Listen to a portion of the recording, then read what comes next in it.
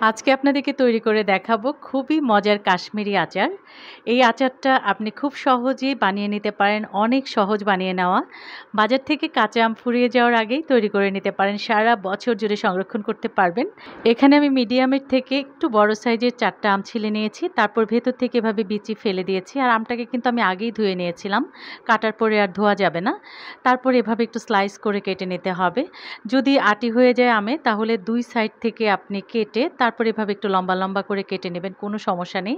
আজকের আচার ভিনেগার দিয়ে সেদ্ধ করতে হবে, আচারে কিন্তু কোনো পানি দেওয়া যাবে না।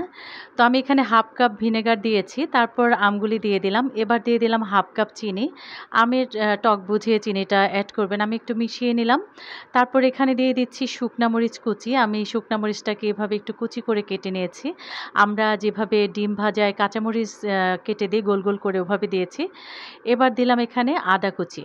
এখানে ২ টেবিল চামচ আদা কুচি আছে।